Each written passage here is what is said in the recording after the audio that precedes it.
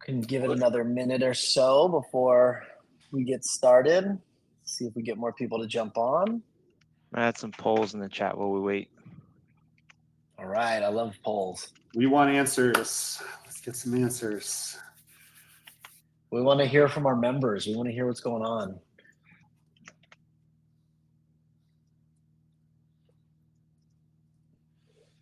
Let's do that. Do you do cardio consistently? Great question. Is there a maybe? I'm just kidding. Too late. Yes, I guess I should clarify what's consistent. Let's do that. I'm glad we're seeing some no answers because I'm here to evangelize cardio a little bit. And so a lot of everyone who's saying, oh, no, I don't do it regularly, I think you're going to feel very motivated to do a little more cardio by the end of this presentation. Well, here you go. How many times a week do you do cardio?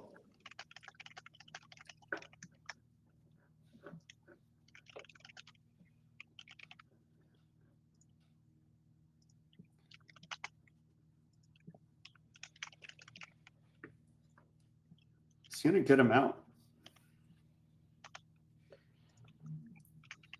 All right, we've got one 5 to 7. 5 to 7 times a week. All right. Yeah, hats off to you. If I had a hat, I would take it off. And what is your top goal in the gym right now? All right.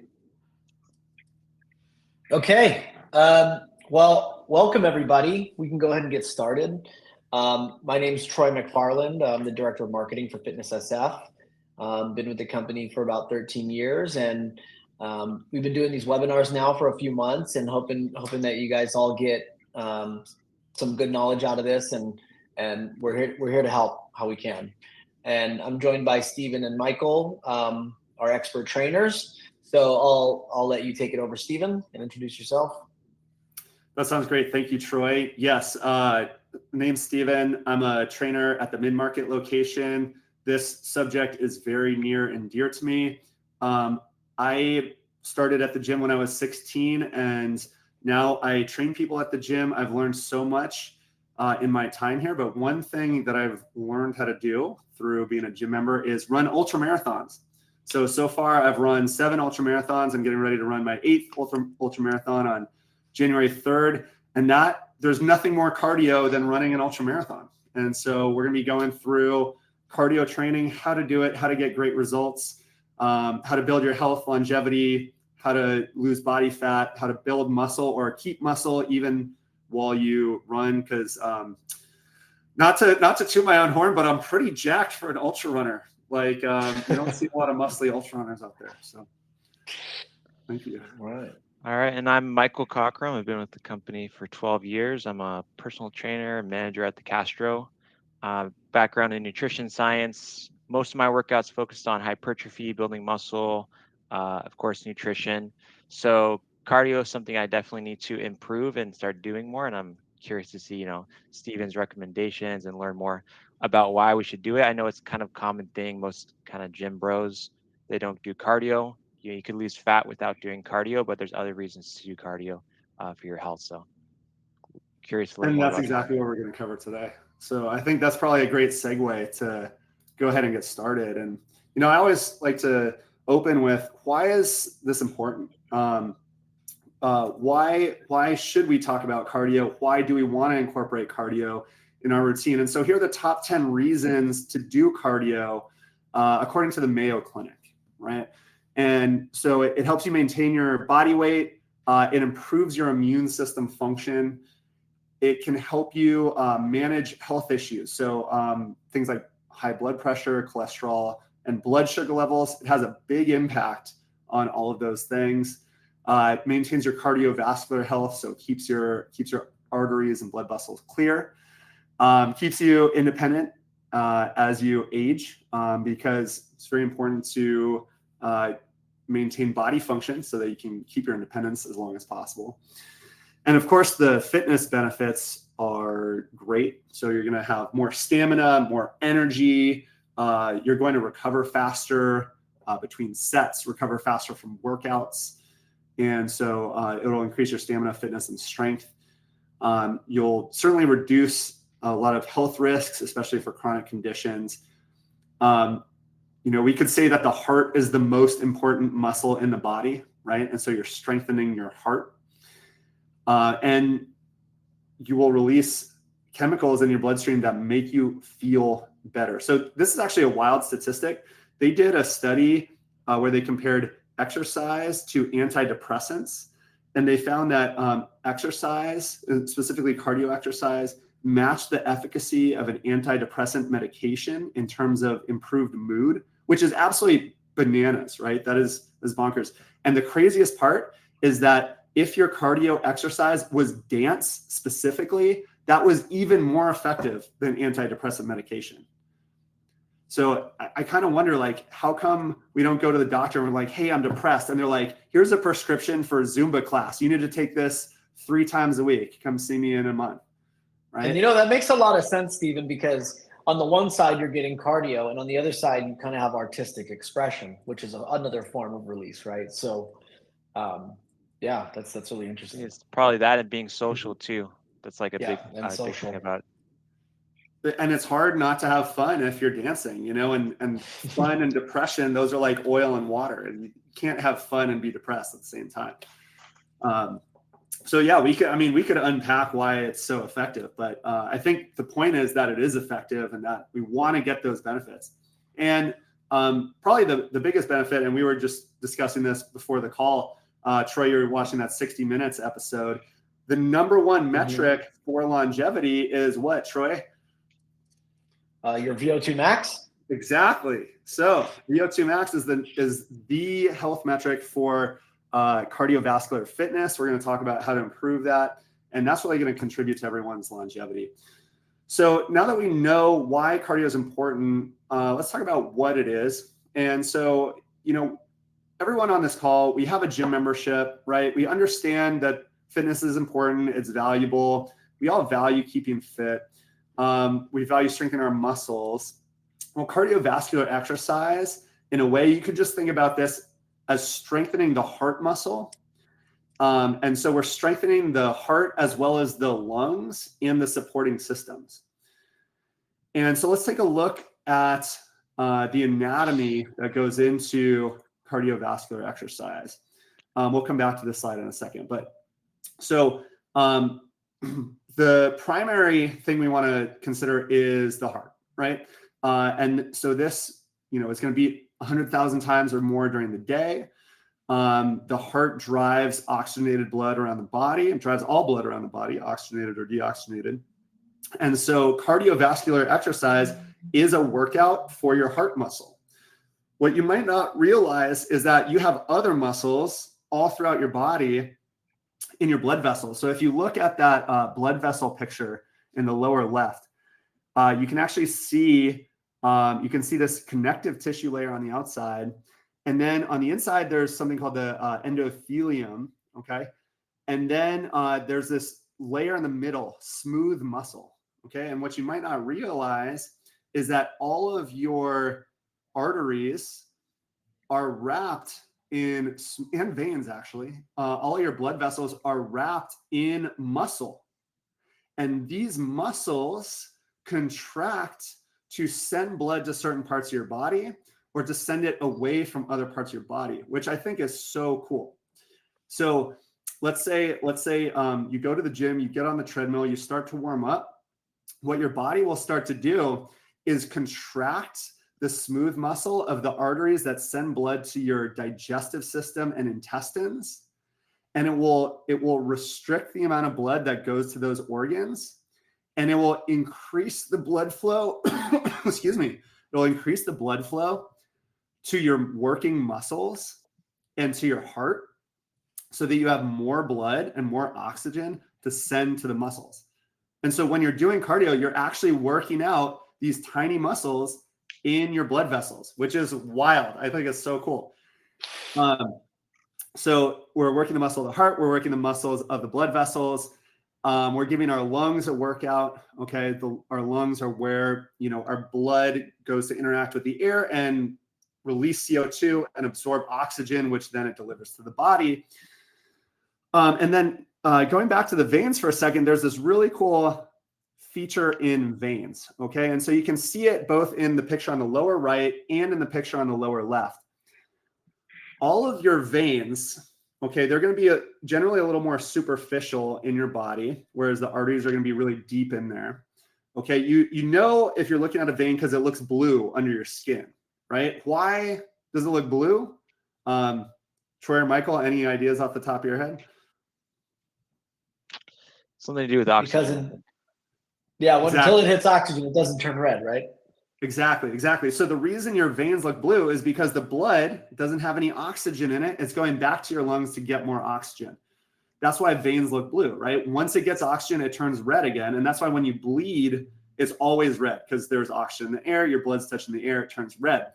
So basically in your veins, there are these one-way valves. And so every time you contract one of your muscles, okay, when you contract the muscle, it puts pressure on the vein. That pressure drives blood flow. And since there are these one-way valves in your vein, it drives blood back to the heart. And so we kind of think of the heart as controlling blood flow around the body, but actually your heart is sort of playing a game of tennis with your muscles. And so your heart pumps the blood out. And then when you contract a muscle, it pumps the blood back to your heart. And so your heart pumps it out, the muscles send it back. And so this gives us a clue why there was that meme floating around for a while. Sitting is the new smoking, right? Because when you're sitting, all of your muscles are completely deactivated and your heart is doing 100% of the work. But the way your body is kind of set up is for your heart to do half the work and your muscles to do the other half of the work. But that can only occur if you're using and moving the muscles. In fact, this principle is so strong that physiologists will call the calf muscles the second heart. So if you're walking or running, every time you flex your calf muscle, that's sending blood up out of your legs back to your heart so it can get pumped around again. And so I think that's a really cool aspect of cardio that is very underappreciated. So these are the physical structures that we are training when we're training cardio. But the thing is, that doesn't encapsulate what cardio is. There's another layer on top of that we want to think about. And, you know, I have to credit the founder of Exos for kind of framing it this way. I can't remember his name right now. It might come to me in a second. But cardio is energy systems training. Okay, so not only are we training these physical structures, but we're also training our body's ability to deliver energy to where energy needs to go to do what we want to do. And so there's a reason why everybody knows a group fitness instructor. And if you know a group fitness instructor, you know that group fitness instructors have insane levels of energy. It's because their cardio fitness is really high and they have tons of available energy to work with. So if you want to feel more energetic, you want to have strong energy systems. Cardio is how we develop our energy systems. Okay, so this is kind of what cardio is. We want to draw a distinction when we're talking about cardio or energy systems development between aerobic and anaerobic exercise. And so generally, when we talk about cardio, we're generally talking about aerobic exercise. And aerobic is actually derived from Greek. It literally means with oxygen. Okay. And so this is the basic energy system of the body. It's the foundation for all of the other energy systems. It's extremely efficient. It can create a lot of energy pretty easily. And it's really important. And so generally when you're aerobic, you're doing low intensity activities. So all of us sitting who are at rest, we're 100% aerobic right now. If you're sitting, if you're at rest, you're 100% aerobic. If you're walking, you're almost certainly 100% aerobic. As your intensity increases, you start to use more anaerobic energy. And so anaerobic means without oxygen. And generally, when we start to become anaerobic, we're producing energy with things like stored muscle glycogen, with carbohydrates, or even with phosphocreatine. And we'll talk about that in a little bit. But here's the thing. When you're anaerobic, you're using a lot of energy very quick. So think about sprinting for 30 seconds, right? Very anaerobic activity. Okay, you use a ton of energy. You're going to use stored carbohydrates from the muscle called glycogen. You're going to use phosphocreatine, also stored in the muscle. So for those of you that take creatine every day, this is why you do it, right? To strengthen that energy system, or one of the many reasons why you do it. But the thing is, once you stop that sprint, the thing that replaces all that energy is actually your aerobic system. So your aerobic system is the foundation of all of the other systems. And you can start to see why having a really good base is so important. If you value things like your health, if you value things like energy, if you value things like sports performance, you really want to have that strong base so that you can perform and recover well. Okay. Feel free, guys, to drop questions into the chat. I love getting asked questions I don't know the answer to, because I'm going to go figure out the answer and get back to you, and we're both going to learn something. So yeah, feel free to drop those questions in. We'll make sure to have a big Q&A at the end. Okay.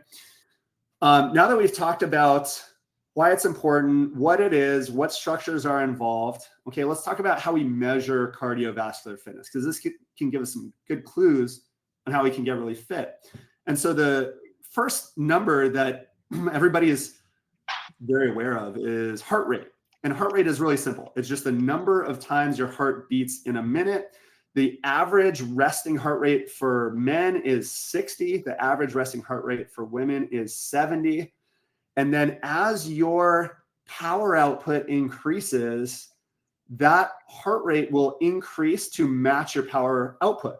So in that 30-second sprint example, your heart rate will have to go pretty high to try to sustain that energy level. And then once you stop the sprint and start resting, your heart rate can drop back down again.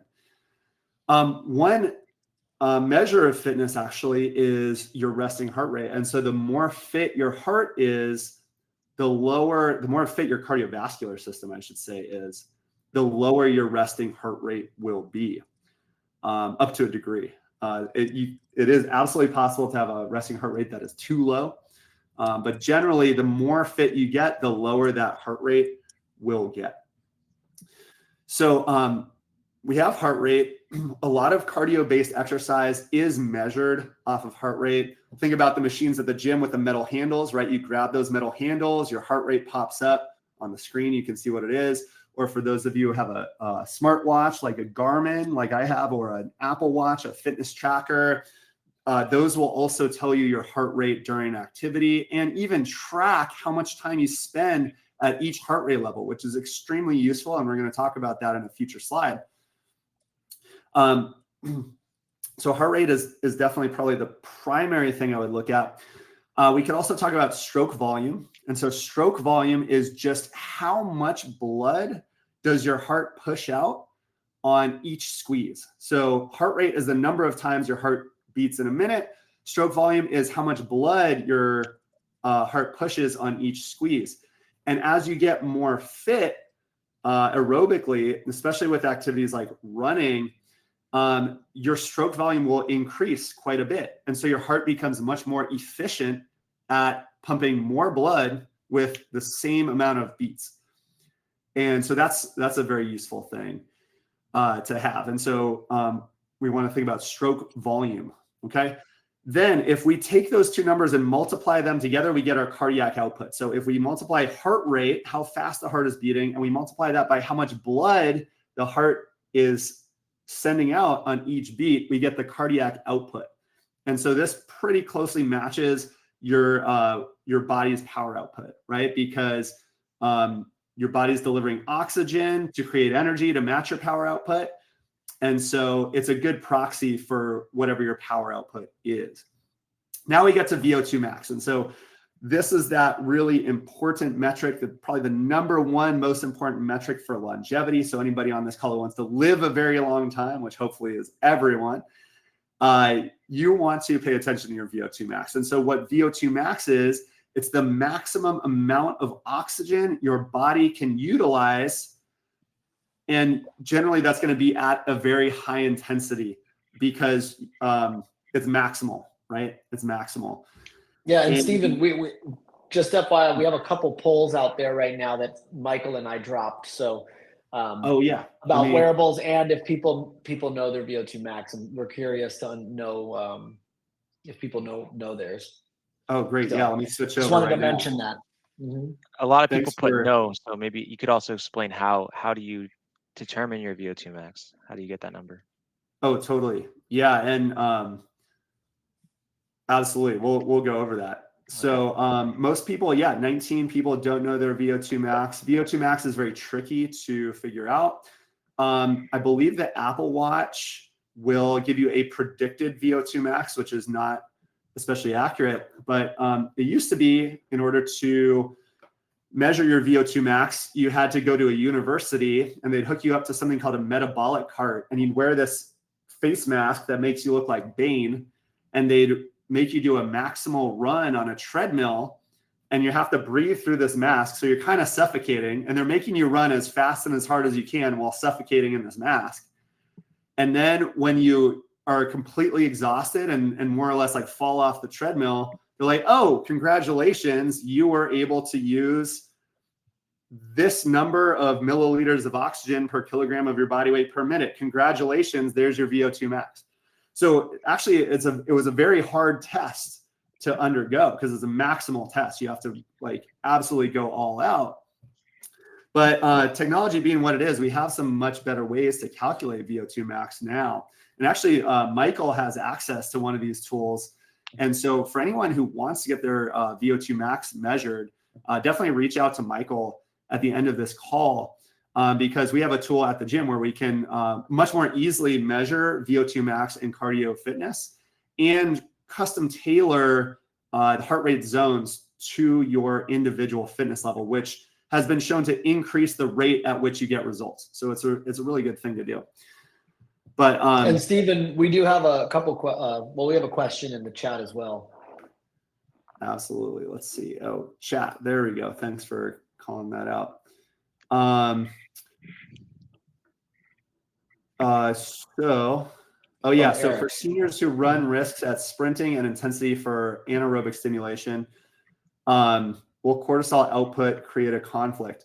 No, cortisol output will not create a conflict. If your cortisol levels are dysregulated or chronically high, that can create its own health issue, generally through disrupting your sleep. But we actually have a plan. Even seniors will be able to do interval-based training at some level. If you have a pre-existing condition, you'll want to follow the advice of your doctor, certainly. And actually, for all cases, you'll want to follow the advice of your doctor. But we have some general recommendations that we can make for how to approach cardio safely. And I'll be talking about that a little bit later in the presentation. But so far, we've defined all these metrics. The other metric that I just want to throw out there is your actual sports performance. That's a great way to measure your fitness. And so if you keep track of your 5K run time, for example, or your 10K run time, or your 2,000 meter row time, right? These are things that are highly correlated to VO2 max or your sustained power output. And tracking your actual performance is a great way to keep tabs on your cardiovascular fitness. So those are a little more practical for gym goers too. Add one thing real quick. So with VO2 max, like you said, the most accurate way to measure that is a metabolic cart or a ergospirometer. But what matters is that you're just tracking progress. Like you said, you could track your 2K, your 5K time, or just pick some metric and see if you're getting better at it. Apple Watch and some of these other watches give you a rough estimate. There's going to be some error in your VO2 max, but what matters is the trend. It's like when you do the InBody machine. It's not giving you like the 100% most accurate body fat percentage. If you want that, you probably want to do a DEXA, or even more accurate is like an MRI, but it's going to give you enough of what you need so you can see, okay, is my training program helping me get better? Or am I staying the same? Am I getting worse? So that's really what matters. Yeah, that's an absolutely great point. What we care about most is improvement, and that's even more important than the accuracy of the measurement. There's a great segue to interval-based exercise. And so one point I want to make is that we don't just build cardio fitness by doing submaximal work all the time.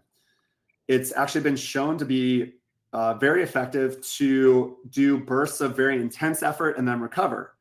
And so, a high intensity interval based workout usually has a tempo where you kind of do a sprint and then you recover. You sprint, you recover, back and forth.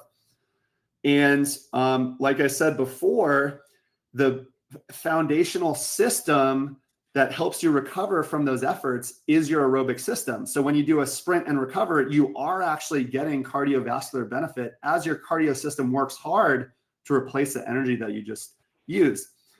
And so high intensity intervals based training has a lot of benefits. And so here are 10 in no particular order of the top benefits. And it's going to be much more of a calorie burn in the same amount of time. So more energy intense. That's good for people who are trying to burn body fat, let's say.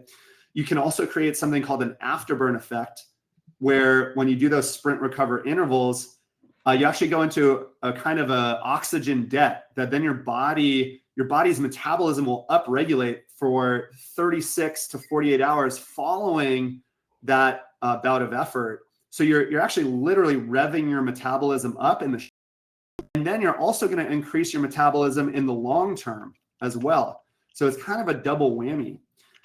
These high intensity workouts, you just can't do them as long, which makes them more time efficient, right? So you can fit more work into less time, which is good for busy schedules. And then it will, increase all of the relevant metrics like VO2 max, stroke volume, things like that. High intensity interval training, it also is muscle promoting. So if you're concerned about losing muscle by doing cardio or, preserving the muscle that you already have, high intensity interval training is really good for that. And it will actually stimulate the release of human growth hormone, which ends up being released around midnight each night while you're asleep. And by the way, if you're not asleep at midnight, you're going to miss out on the human growth hormone release. So this is why it's good to be in bed before midnight. And then that's going to increase your insulin sensitivity, increase your anaerobic threshold, and preserve and develop fast twitch muscle. So these are all reasons why we should do higher intensity based or anaerobic cardio intervals that then our aerobic system has to support. And we'll talk about how to balance those. Yeah. We actually have another question too that we kind of missed before. Is a chest strap needed to get more accurate VO2 max reading if I'm just using an Apple Watch now? That's a great question. So the Apple Watch uses a laser, what's essentially a laser in the wrist to read surges in blood flow. And so that's actually pretty darn accurate until you get up to very high heart rate levels.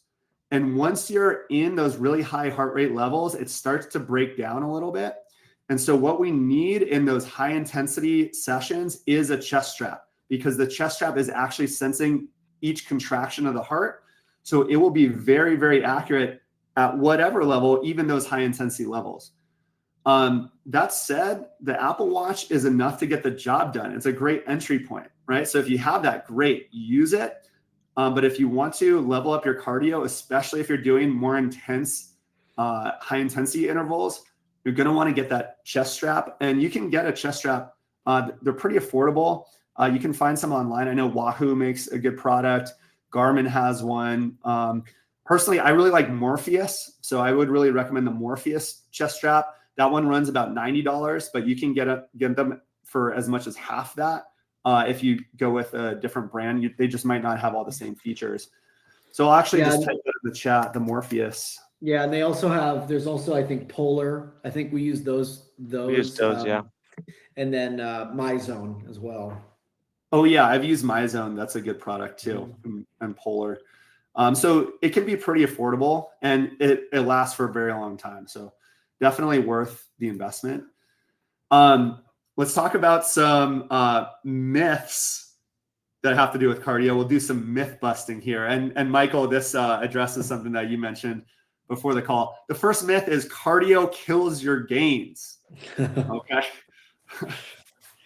So And that's the question yeah. someone has in the chat right now too.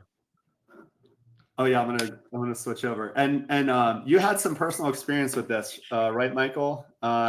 Formerly a cross country runner. Yeah, I used to do cross country. So in high school, I did cross country. You do 5Ks. Sometimes you do longer runs. Super skinny, like 120 pounds at 5'8". That's really lean, no muscle mass. So most people, when they think about cardio, especially gym bros, they think that if they do cardio, they're going to lose muscle mass. Obviously, you're proof that that's not the case. It's more about what you do outside of your cardio, including your nutrition. That's a big thing. So if you are doing a bunch of cardio, you're burning a lot of calories, and you're not eating enough calories, you're not eating enough protein, then yeah, it's going to be harder to maintain muscle or build muscle mass. And it does matter, like the timing of when you do your muscle building workouts and your cardio workouts. Obviously, if your main goal is to build muscle, don't go do a 5K right before you do your weightlifting workout, right? You space it out or maybe do it after. So that's definitely a myth. Still popular. You can build muscle. You should do cardio. Don't listen to the influencers online tell you not to do cardio. Exactly. And so the fact is, and Michael hit this on the head, the fact is that what kills your gains is not eating enough to make gains or maintain the muscle you already have, which endurance-based cardio athletes generally do, right? So if we look at, marathoners, they're very skinny. Generally, it's because they're doing so much exercise, and the amount that they're eating compared to the exercise they're doing just does not support high muscle content, right? So nutrition is going to be an underline in this category. There is one other point that I want to make about the cardio killing gains. And not to get too deep into physiology, but basically there are two pathways through which your body adapts to exercise. This is a bit of an oversimplification, but there's a pathway called mTOR, and there's a pathway called PGC1 alpha, right? And one is anabolic. Basically, it promotes the generation of new tissue. That would be mTOR. And PGC1 alpha generally promotes kind of the preservation of tissue and staying lean. And they're mutually exclusive, okay?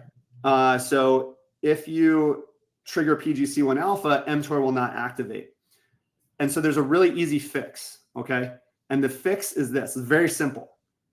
You just separate your training by 4 hours. That's it. That's all you have to do. So if you do a big run in the morning, maybe you go run for an hour in the morning, you can still go do a bodybuilding workout that same day. Just make sure you have 4 hours after your run, get some fuel in, recover from your run, and wait 4 hours. And then if you go hit your muscle building workout, you'll still get the mTOR activation that you're looking for, and vice versa.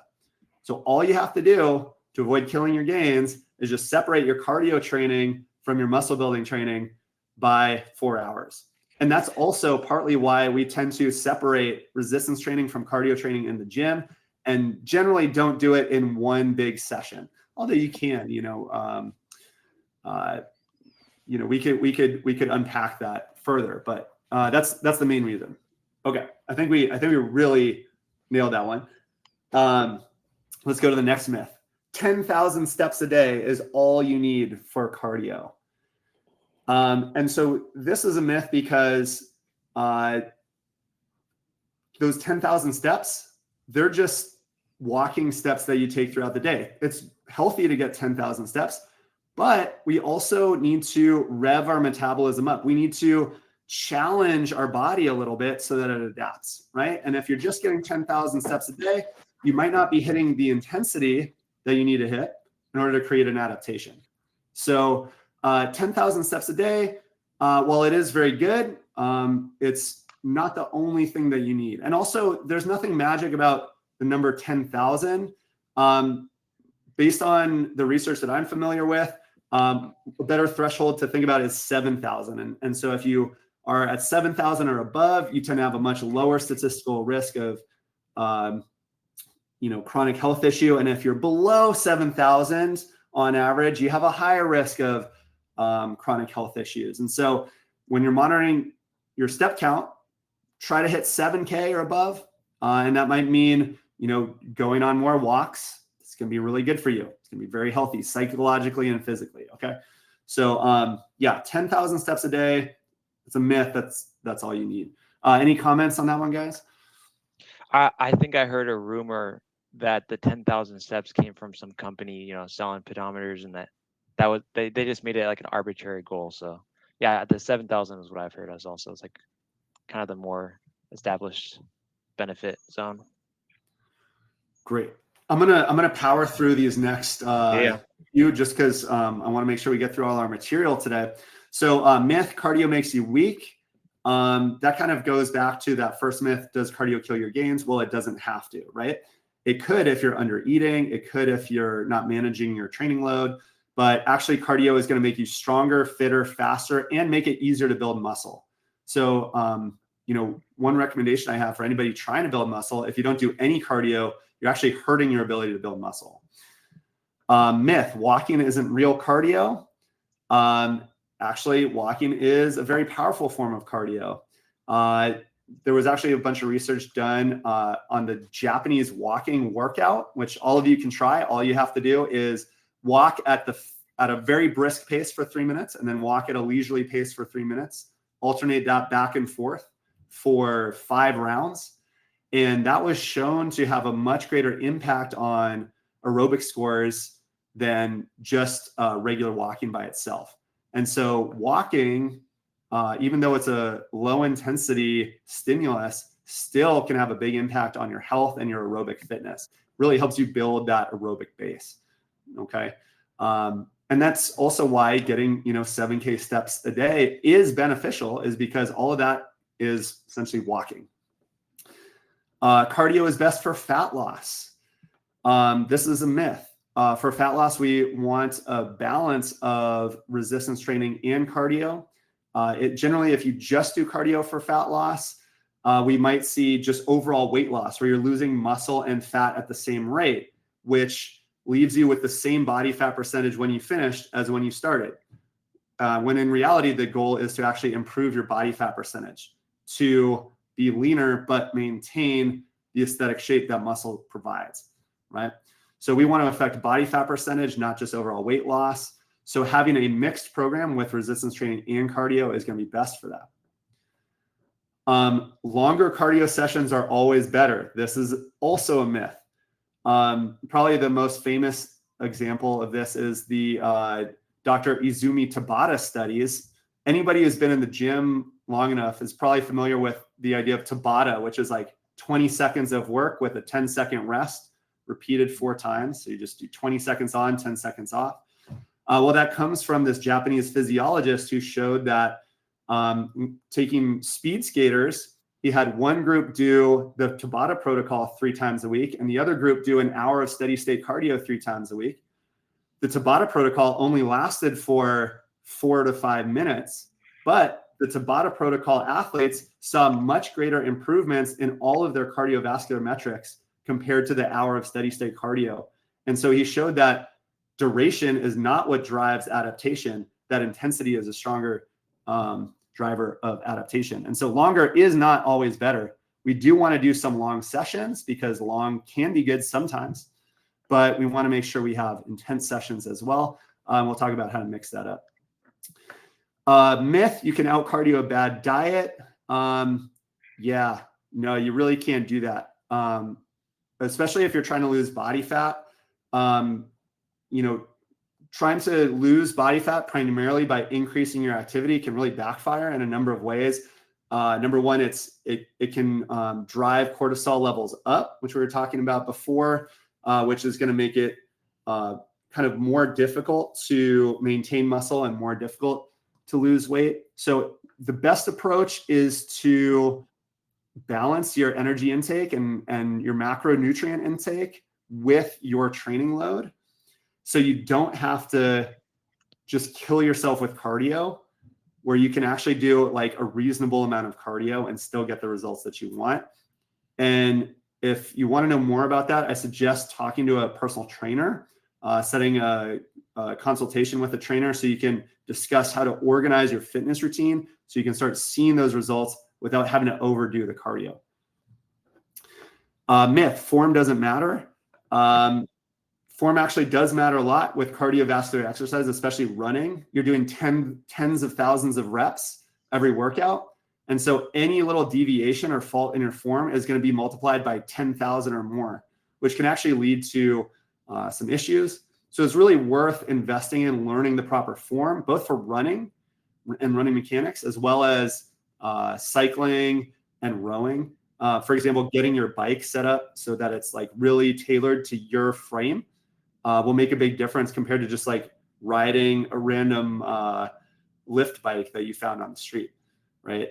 Which, is fine for short periods of time. But if you're really, putting in time on your bike, you want to have it optimized for your build.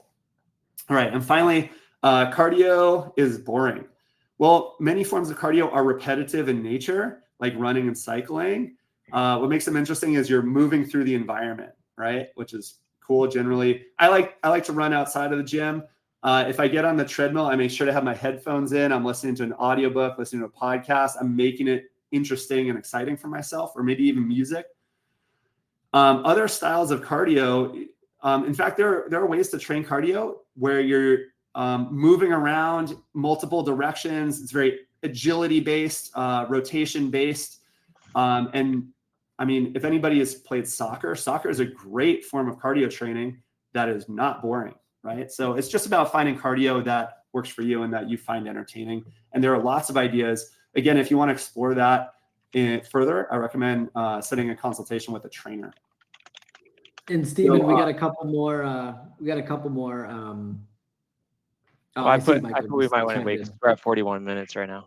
Yeah, Okay. let me get through these last few slides, and then we'll do an extended Q&A, and we'll stay on till the end. Okay, so let's talk about how to think about cardio and implement it into your routine to get you seeing the benefits of cardio. Okay. First thing we want to understand is that there's an inverse relationship between intensity and duration. So if you don't want to spend a long time doing cardio, you need to do it more intensely. If you want to spend a long time doing cardio, you can do it less intensely. Okay. So if you're doing, let's say, an hour long or maybe a 90-minute cardio workout, that might be just like an easy jog through Golden Gate Park, right? But if you only have 20 minutes to get your cardio session in, now you're going to want to be doing high intensity intervals where you kind of do a burst of power and then recover, burst of power, and then recover. Okay. And then this chart just kind of shows which energy systems that you use based on the amount of time. And so that for anyone in this call who supplements creatine, which is probably a lot of people, that red curve, that's your creatine phosphate system. So that creatine that you take every day actually gives you a little bit more energy in the bank for that red curve. And that will typically allow you to do 1 to 2 extra reps on each set of exercises that you do, which will help you get that muscle building stimulus. So, but you can see it fades off pretty quick. The yellow curve, that's your glycogen pathway. So basically it's stored carbohydrates in the muscle, right? And we tend to exhaust that as we're doing a lifting session. And you can see that as the duration extends, that oxidative or aerobic pathway ends up completely dominating. And so that's really the only sustainable way to have a high energy output is to have a really robust cardio system. So let's keep moving through. For the person who was asking about elderly individuals, especially with pre-existing conditions, here's the approach that we recommend. You want to start with 4 to 6 weeks of low intensity steady state. Okay. So in the heart rate zone based system, this would be like zone 2, where you're not pushing too hard. The most common mistake that we see is doing too much too soon. Okay. So I'd recommend doing 4 to 6 weeks, keeping the intensity low and the duration a bit longer, focusing on increasing the length of the session, working up to, let's say, an hour at zone 2. And then as your body is able to tolerate that and you're starting to feel a little bit more fit, now we can introduce some more intense intervals. And for the second month, I would have you start just by incorporating some zone 3 and maybe some zone 4. And then by month 3 or 4, if it's medically acceptable, then you can start introducing zone 5 or kind of all-out sprint-based type activities. But I wouldn't add that until month 3 or 4, and only if you're tolerating the other levels well. And then also, if you have a health condition, definitely do this in conversation with your doctor or medical provider. Okay, that's an important part of it. And Steven, I actually this progression makes a lot of sense. So I have a background in wrestling, and if anyone's joined the webinar before, I've mentioned that. And you know, beginning of the season, our practices were 2 hours long, and they were less intense. And as the season goes on, we would pick up the intensity and shorten the duration of the practice. So we ended probably at 45 minutes. And because, you know, you're getting more in shape, you're leaning out, your body's able to go more intensely. And so we actually did almost this exact kind of progression of what you're talking about. Oh, wow. Right on. I love hearing that. Yeah. It must have been a fantastic experience. Definitely want to hear more about that. I'm going to finish out these slides really quick. Just a quick primer for heart rate zones. Heart rate zones, there are a lot of systems out there. The one that's really caught on is the 5-zone system. High-level cyclists and rowers use a 7-zone system, and there's even a 3-zone. But you can kind of see what these zones mean in these two charts up here. Basically, the oversimplified version is that zone 1 is up to 60% of your max HR. Zone 2 is 60 to 70%. Zone 3 is 70 to 80. Zone 4 is 80 to 90. And anything 90 or above is zone 5.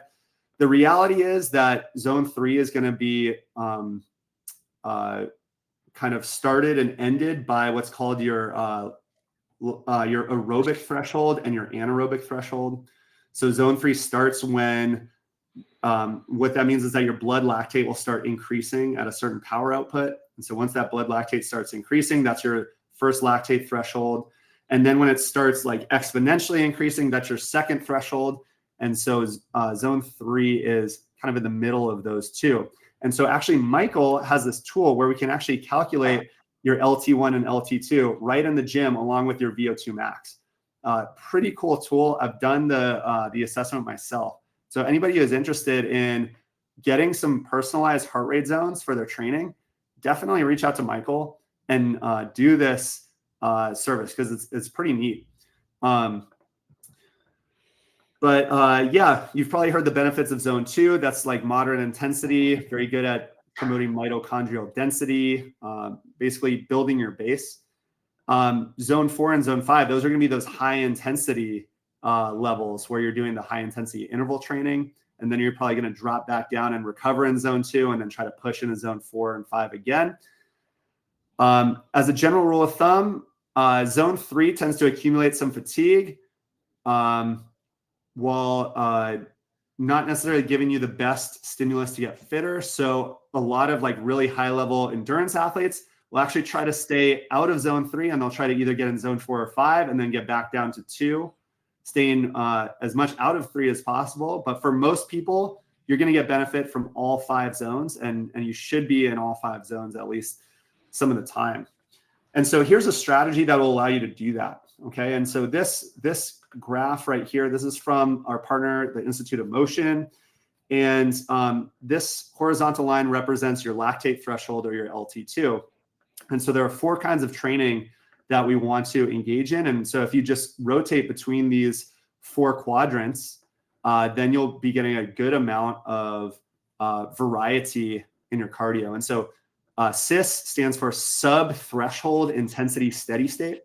So it'd be like an hour in zone 2, let's say. SIT stands for sub-threshold intensity interval training, where you might do zone 2 and then do a 5-minute interval where you bring your heart rate right below zone 4, and then you drop back down to zone 2, but you're staying below that lactate threshold. Runners will know this by the word tempo. So these are your tempo runs right here. Then you have your HIIT training. Everybody knows what HIIT is on this call, high intensity interval training. That's your sprint, recover kind of training.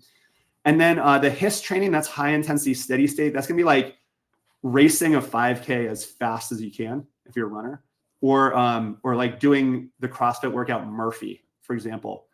And so this one's kind of optional. This one you can kind of do every once in a while, just because it is definitely much harder on the body than the other 3 quadrants. So if you wanted to rotate through these 3 quadrants and maybe add in that 4th quadrant every once in a while, that would be a great plan. And so then each time you're doing cardio, you're just rotating through each one. Just to kind of highlight what I just said, some examples of CIS would be, 90 minutes, a 90-minute trail run at a comfortable pace where you're talking to a friend the whole time and you can pass the talk test. An example of a sit-based workout, you might spend 5 minutes at the top of zone 3, but then drop back down to zone 2 for a while and repeat that over and over again. So like a tempo run or doing a circuit might be that.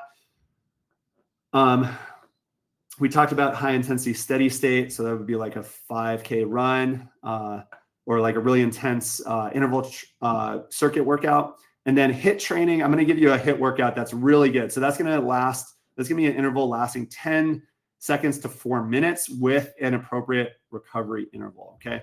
And let's get into some examples of those workouts. I was going to give you some case studies. I think I just want to highlight one in particular, which really applies to our group, which is a lot of people don't realize this, but bodybuilders, professional bodybuilders preparing for shows, they generally don't do a lot of HIIT-based cardio. And the reason for that is they're doing a lot of lifting and they're also cutting their calories quite a bit. So their body's under stress. And so instead of creating and adding more stress to their body through HIIT-based workouts, they'll actually just do some incline walking. And through incline walking, they will lose all the body fat they need to lose. All that weightlifting actually technically counts as high intensity interval training. If you're doing hard sets, you can consider a bodybuilding workout to be high intensity interval training. So that sub-threshold intensity steady state incline walk is really beneficial for the bodybuilder who's on a cut. Then the other thing I'll highlight too is Arnold Schwarzenegger in his bodybuilding prime, he famously ran 2 miles twice a week. And so that's a little bit of sub-threshold intensity, steady state training, in addition to all the other training he was doing for his legendary physique.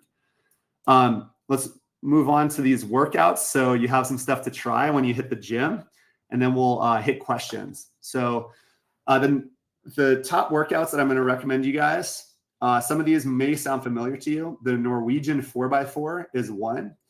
I first heard about it from Dr. Rhonda Patrick, who does a lot of podcasting, but this is probably the #1 most studied workout that's out there and most researched in terms of the benefits. I'll give you the protocol in just a second. So the Norwegian 4x4, great thing to do 1 time a week. I'd recommend everyone on this call do the Norwegian 4x4 1 time a week. I'm a big fan of the Sprint 8. This is also a heavily researched workout protocol. There's a hugely long white paper. It's like 50 pages long, just about the research results and the efficacy of this workout. So you can search Sprint 8 online if you want to take a look at that white paper. I'll give you the protocol for that. There's a workout that is, you can actually do it from home, called the Scientific 7-minute workout. For most people on the call, you're going to want to work up to doing it 2 or 3 rounds, maybe even 4 rounds in a row. So that would be, 21 or even 28 minutes long. So you're actually going to want to be doing the Scientific 28-minute workout, but it's a bodyweight circuit that is cardio based and also will help train your muscles at the same time. And so you can search the Scientific 7-minute workout. There's a great New York Times piece about that and how to do it. A lot of apps that will walk you through it. And then the last one that I'll recommend is a personal favorite. It's the Run Ladder 5, 4, 3, 2, 1. You can do it with any piece of cardio equipment, and I'll explain how to do that in a second. So Norwegian 4x4 is first. Okay, here's the protocol.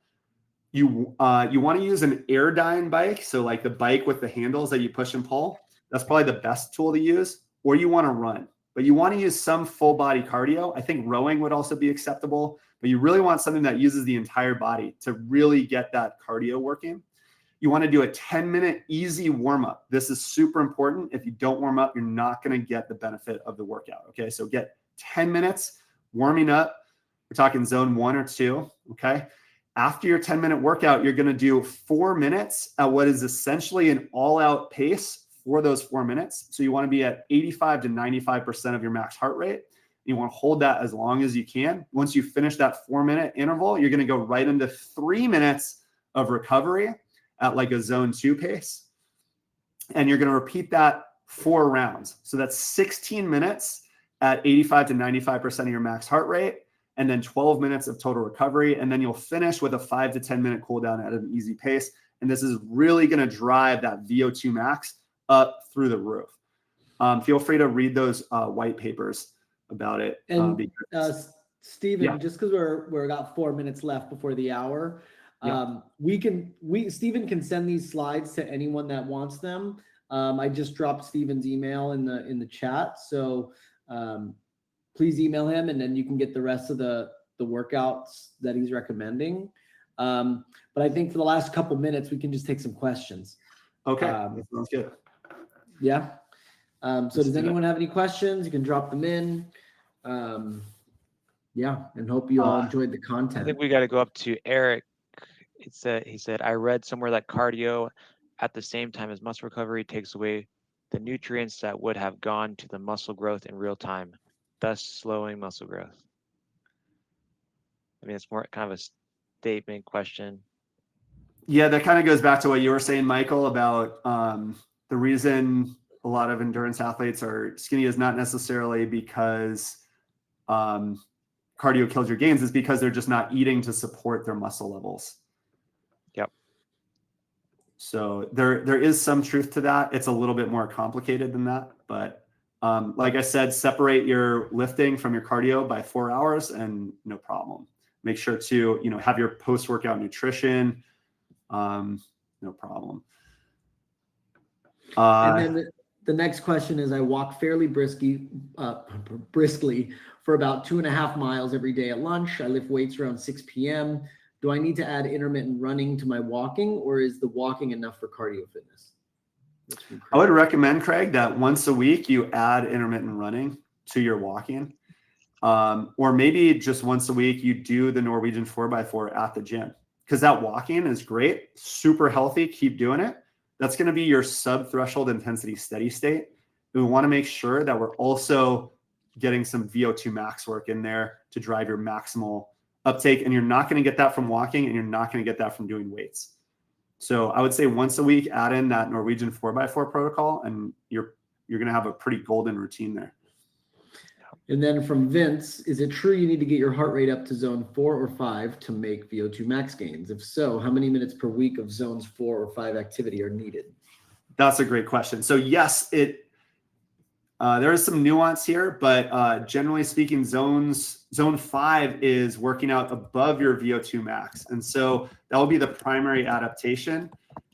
So if you want to drive your VO2 max up, yes, you do need to get yourself up to 85 to 95% of your max heart rate, just like the Norwegian 4x4 protocol says.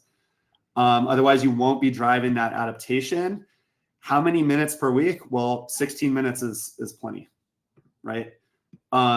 0 minutes is not enough. You will not create an adaptation with 0 minutes per week, but you also don't need 45 minutes. You don't need 75 minutes, in fact, if you're spending 75 minutes in zone 5, that would be a lot. That's probably more than a lot of professional athletes do. So, you want to accumulate some time in zone 4 or 5, but 16 minutes is a pretty good sweet spot, I would say. And we have one more question, and then we'll cut it from there. But how do you figure your max heart rate, from David?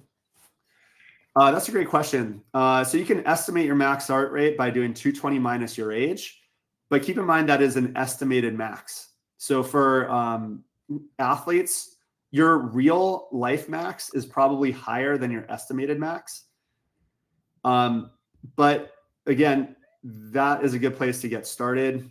I know that Garmin specifically will actually estimate your maximum heart rate for you based on data that it gathers. So that will give you a slightly better estimate of your actual max heart rate. But yeah, aside from that, there's no way to tell other than to just like max out. Let's get it up. Yeah. All right. Well, thank you everyone for attending, and we hope you got some good information, and we're going to continue to do these. So please let everyone else know, other friends, members. We appreciate you all, and we want to continue to promote health and wellness and social wellness and community and all that. So thank you all, and have a good rest of your week and good weekend. Thank you so And much, thanks. Troy. It's been great to join you. And thank you everyone for coming out.